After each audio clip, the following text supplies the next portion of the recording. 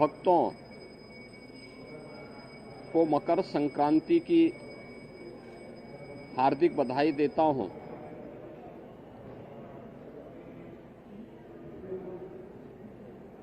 मकर संक्रांति भारत के पावन पर्व और त्योहारों की श्रृंखला का एक ऐसा पर्व है जो जगत पिता सूर्य के प्रति कृतज्ञता ज्ञापित करने का एक उत्सव है। पूरे देश के अंदर अलग अलग नाम और रूपों के आधार पर इस पर्व को सनातन धर्मावलंबी बड़ी श्रद्धा के साथ इस आयोजन के साथ जुड़ते हैं।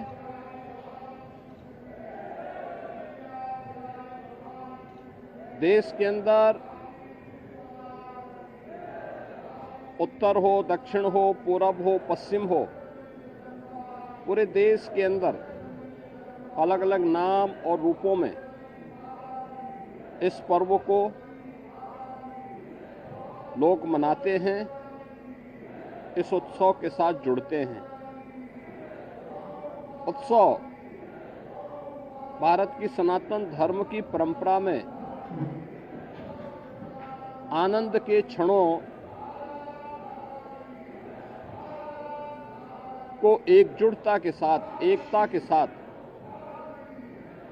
आयोजित करने, अपनी खुशी के साथ पूरे समाज की खुशी को जोड़ने का एक सशक्त माध्यम रहा है। और उसी परंपरा के अनुरूप वहां की आवश्यकता, उस क्षेत्र विशेष की आवश्यकता के अनुरूप भारत की ऋषि परंपरा ने इन पर्वों और त्योहारों को वहां पर संयोजित किया।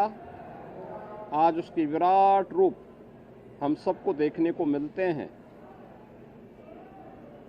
पूरब में असम आदि में आप जाएंगे तो बिहू के रूप में, पंजाब की ओर जाएंगे तो लोहड़ी के रूप में, सुदूर दक्षिण में आप जाएंगे तो पोंगल के रूप में, बंगाल में या महाराष्ट्र में तिलवा संक्रांति के रूप में, उत्तर भारत में आएंगे तो खिचड़ी संक्रांति के रूप में इस महापर्व को आयोजित श्रद्धालु जन करते हैं। एक और हम लोग यहाँ पर महायोगी भगवान गोरक्षनाथ की इस पावन धरा पर देश के अलग अलग कोने से आए हुए श्रद्धालु जनों के साथ मिलकर के, इन लाखों श्रद्धालु जनों के साथ भगवान गोरक्षनाथ जी को आस्था की पावन खिचड़ी चढ़ाया जा रहा है। तो दूसरी ओर इस सदी का पहला महाकुंभ तीर्थपति प्रयागराज में प्रारंभ हो चुका है और आज पहला अमृत स्नान का पुण्य प्रारंभ हो चुका है। यानी महाकुंभ में के प्रति जो आकर्षण देश और दुनिया में देखने को मिल रहा है वो अद्भुत है, अकल्पनीय है। कल ही आपने देखा होगा प्रयागराज में लगभग 1.25 करोड़ श्रद्धालु जनों ने मां गंगा, यमुना और सरस्वती के पावन त्रिवेणी के संगम पे डुबकी लगा करके पुण्य के भागीदार बने। आज वहां पे पूज्य संतों की अगुवाई में लाखों की संख्या में कुछ ही देर में अखाड़ों का अमृत स्नान प्रारंभ होने वाला है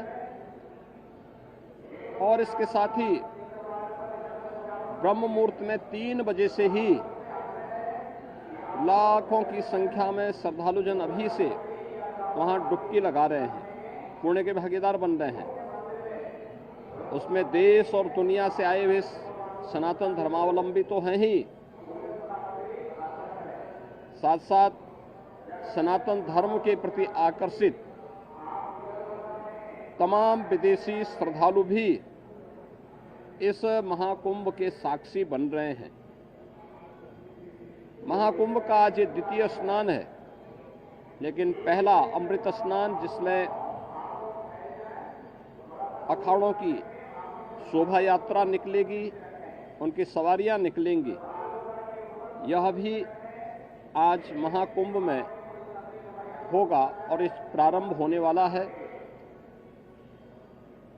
प्रदेश के अंदर अलग अलग स्थानों पर इस अवसर पर पवित्र नदियों में, सरोवरों में स्नान, ध्यान, दान, पुण्य का कार्यक्रम बड़े उत्साह से प्रारंभ हो चुका है।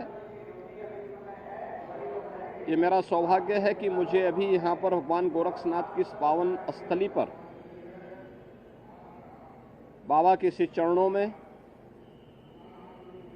पावन खिचड़ी को चढ़ाने का अवसर प्राप्त हुआ है।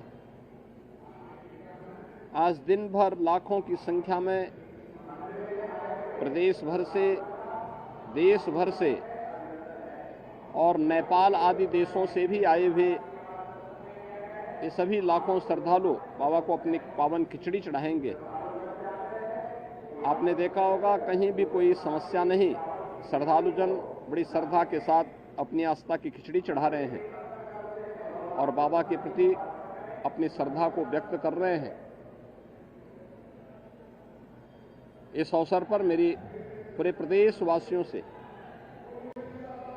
आस्था के इस पावन महापर्व पर यही अपील है कि पर्व और त्यौहार हमें एकता का संदेश देते हैं, सामाजिक एकता का, राष्ट्रीय एकता को सुदृढ़ बनाने का, और इन पावन परंपराओं को अक्षुण्य बनाए रखने, इनकी पवित्रता और इसकी मर्यादा का पालन करने की भी प्रेरणा प्रदान करते हैं। मेरी विशेष अपील होगी, पर्व और त्योहारों के पीछे श्रद्धा का भाव यह अभिनंदनीय है। हम अवश्य इस बात को ध्यान दें कि हमारे पावन तीर्थ स्वच्छ और सुंदर बने रहें। सिंगल यूज प्लास्टिक का उपयोग हम कतई न करें।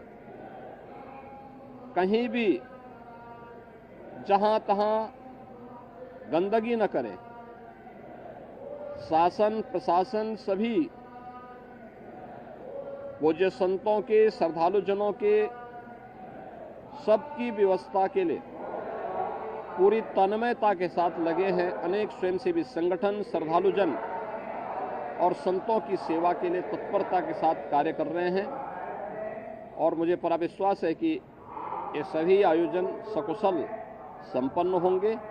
मैं एक बार फिर से मकर संक्रांति की और महाकुंभ के प्रथम अमृत स्नान की मंगलमय शुभकामनाएं प्रयागराज में आए हुए पूज्य संतों को, कल्पवासियों को, श्रद्धालुजनों को और मकर संक्रांति की अपनी शुभकामनाएं सभी प्रदेशवासियों को भी इस अवसर पर देता हूं। बहुत बहुत धन्यवाद।